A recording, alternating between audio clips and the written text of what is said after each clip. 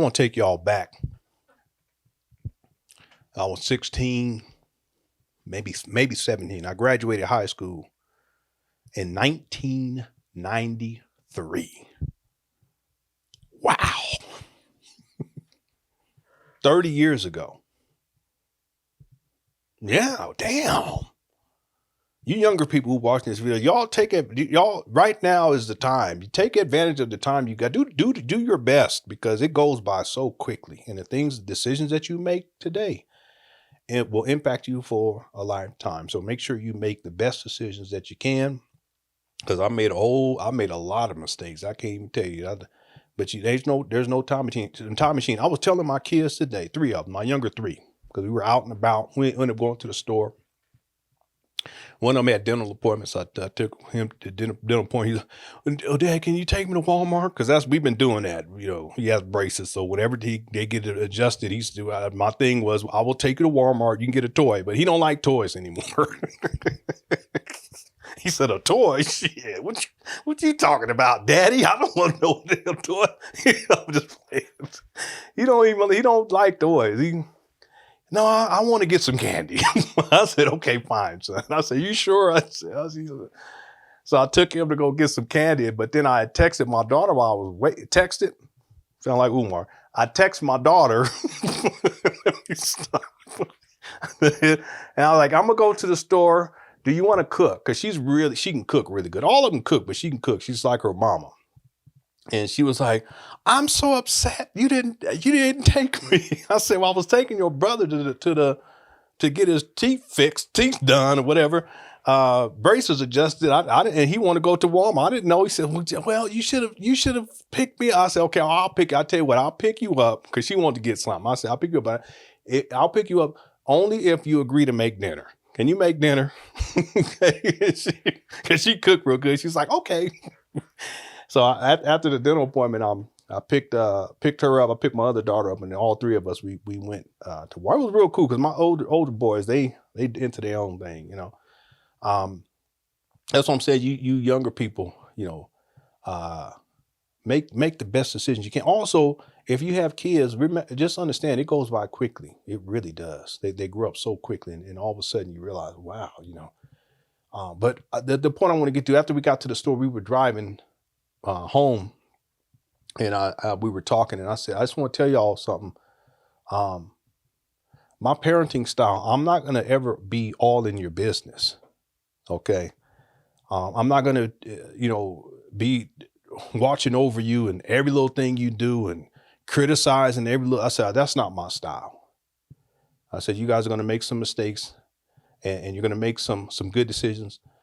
But I said, but I want you guys to understand something, that when I do come to you and I give you advice, understand that I'm never, ever going to give you the wrong advice. I'm going to give you the best advice.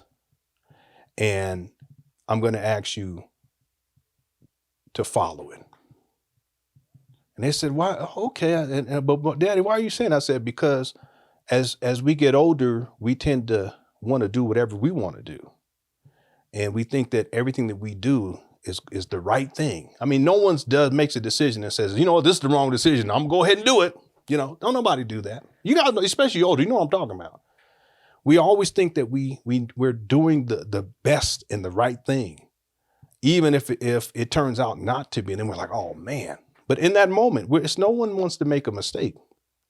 I said, but what happens is, as we get older, we want to have freedom from our parents, and we want to be able to make our own decisions. What's the word? We want to have our independence.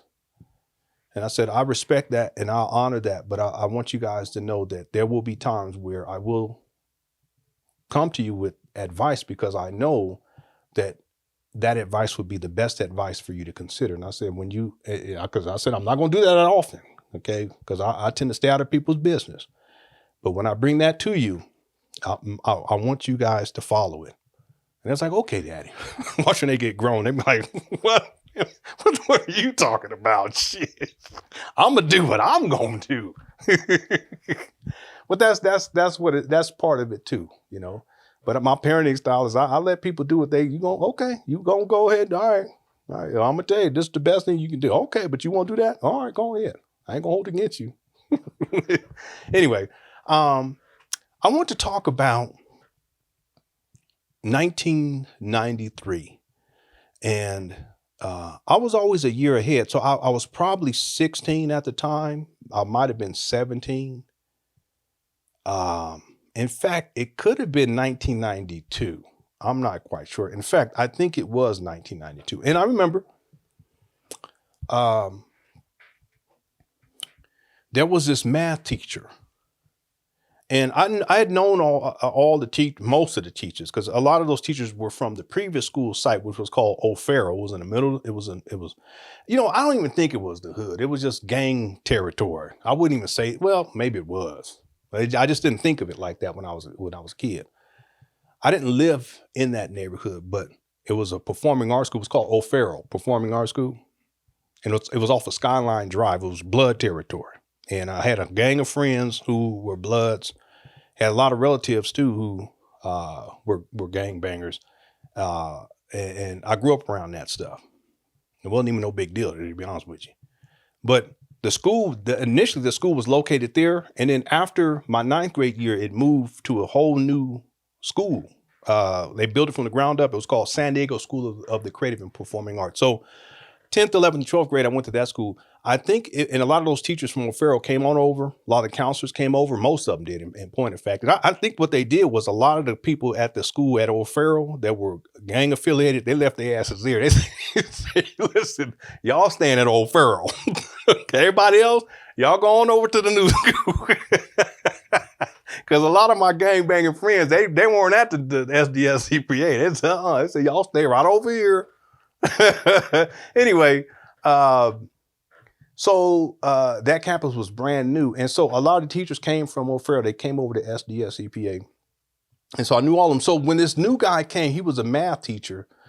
And he was kind of like a hippie type, but he used to wear like shades in class. He had a beard. He had a red beard, red beard the pirate. I don't know what the term is for that, because I know that there are people who have red hair and they feel like they've been mistreated by people. I don't get that. I mean, I'm black. What I'm saying is I don't see why someone would be prejudiced towards someone because of their hair color. I can see the skin, because I deal with that bullshit all the time. It's a bunch of foolishness in my opinion. But hair color, I'm like, man, that's crazy. I remember this. I ain't gonna lie, family. I think redhead women, they boy, to beam up, to beam in. I don't know what it is. I think it was because there was this young lady. I just had some tacos. My stomach was growling. My daughter, she cooks. She can cook real good. There was this redhead. This was my senior year, I think. Yeah, it was my senior year, because I was goofing off in Spanish class, and I had a friend who was, I think he was Ethiopian or Eritrean. I think his name was Sean. That was his Americanized name. And then my homeboy Weldon was in that class. Me and Weldon, we used to goof off so much. Boy, he was he was something else. His daddy was cool too. He was real cool. But there was this redhead young lady, and she was so cute. And she was, when I first got into that class, she was all looking at me. I was like, oh, it's about to be on like Donkey Kong. I was like, it's about to be on like Donkey Kong. But there was another young lady from Spain. I don't know why she was at this school, but I don't know. She ended up being here, and she was from Spain. She spoke Spanish. She spoke English a little bit, kind of, and she had a crush on me. She was always in my face, and that just messed up everything. I said, I wanted to get with this honey over here. I don't tell Umar, but she was a redhead white girl. She was cute. don't tell Snow Bunny Crisis, okay? I ain't gonna lie about it, but she was cute. Anyway, from that time on, I always had, I think, but so anyway, why am I talking about this? It was about the guy that had to, so the teacher, the math teacher.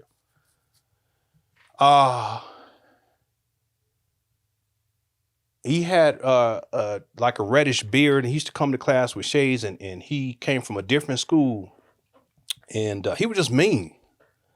You know, he would say things like, "Yeah, you guys at this school, you guys are you not sissies, but that's some term. I can't remember what he would say. Compared to where I was at before, you guys are just blah blah blah." He just talk all kind of shit to the class all the time. He was a decent math teacher, but he was just arrogant. You know, he thought he was all that and come in walking, you know, glass shades on, and man, you ain't go sit your ass. You don't go sit your ass down and go do. But anyway, he was real mean to people, and I can't remember who it was. It was a girl, and I can't remember what, because it's so long ago, 30 years ago. But he was talking to this young girl about something she had did, or she didn't get the math problem right, or didn't turn in the, I think it was something like that. She didn't get the math, but he was so rude when he was talking to her, and just talking and just, you know, being aggressive. And I looked over and I can tell like she was kind of cowering and stuff. Like, you know, you can tell when someone is especially the young girls, it's like, man, you don't do that. You don't talk to them like that. And I was sitting there for a while.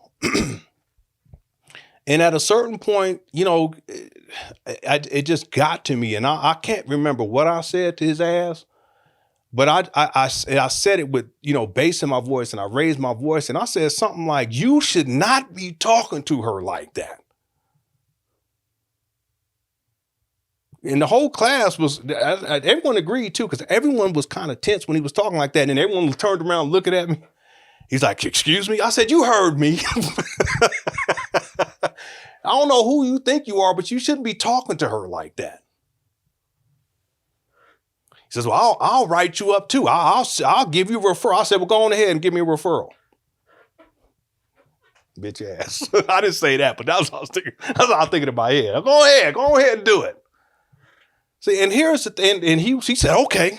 You know, he get out his little pen, he pull out a little pink slip and start writing. I was, man, fuck you. I don't give a shit. I really didn't give a shit. He was wrong. But the thing is that I had already known, I knew everyone. I knew most, everyone in the office, I knew them from when I was at Old Pharaoh. See, my siblings went there.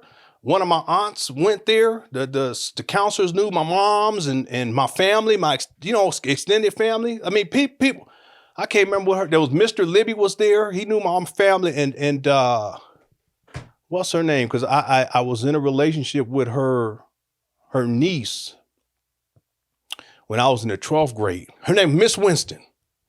God rest her soul. She backed my family so much. She really did. She was the one ended up getting my girlfriend at that school. Because my girlfriend, I didn't fart, that's just chair. My girlfriend, and if I did, so what? I'm a man.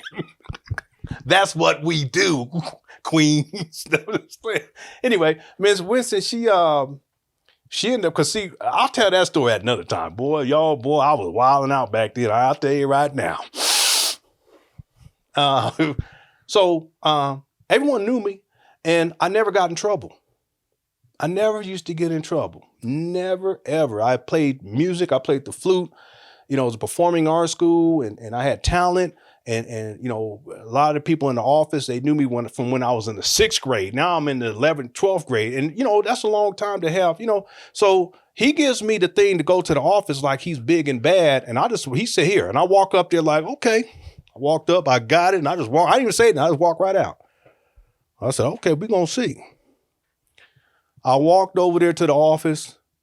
I walked in, and when I opened up the door, I took about 3 steps, and everyone that was up there in the main office, they looked up to see who it was, and they were like, "Lenon, what are you doing here?" And I took the referral slip, which was pink. I took it, and I did like this. I didn't even say nothing, and they were like, "What?"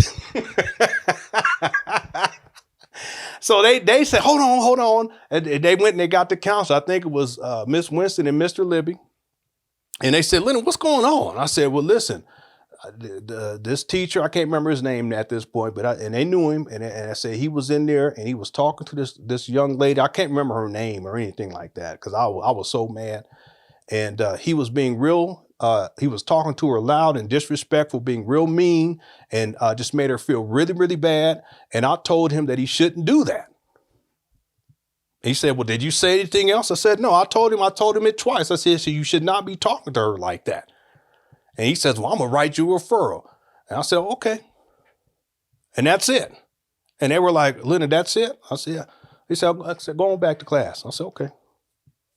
Well, I went back to class. I didn't say nothing to that teacher. He didn't say nothing to me. But about 3 days later, that was his last day. He was gone up out of it. They kicked him. They because it wasn't just me. There was other people who had expressed concerns about this guy. He was just real arrogant and just talk real poor. And that's the thing. You can't do that. You can't. You're supposed to be in a position of power and influence. You can't talk to students like that. Just like I gave the story before, if you haven't seen it, about a boss that I had who was talking to the employees, real disrespectful. You know, I don't believe in that. You know, it's not necessary. And I said in the previous video too, that if when I'm in the midst of good leadership, someone who has good leadership skills, I'm going 100% every single day, all out, whatever you need me to do, I'm gonna get it done. No questions asked. I'm a chain of command guy. Okay, that's my Star Trek influence. I'm a Trekkie. However, if you abuse your power and you talk to people poorly, or you talk to a student poorly, you talk to your subordinates with disrespect unnecessarily, I'm going to say something. In this case, with the teacher disrespecting that student like that and belittling her like that, you should have seen how she was looking. I said, no, that was wrong. They end up firing him. He ended up going back to whatever school he was before. You know, again, this is another example of be you and do good. And see who I am. I'm a very quiet person, an observant person, and I'll sit back in the cut and I'll watch and I'll observe. But when someone is doing something wrong and harming someone else, there's a part of me that will do good, which is I'm going to speak up against that. And that's part of who I am too. Thank you all so much for watching this video. Can you all do me a favor? If you like these videos, if you can hit the like button, and if you can subscribe, I'd appreciate that as well. My name is Lenon. I'll be back with some more videos for you all very soon. All right. Thank you. Peace.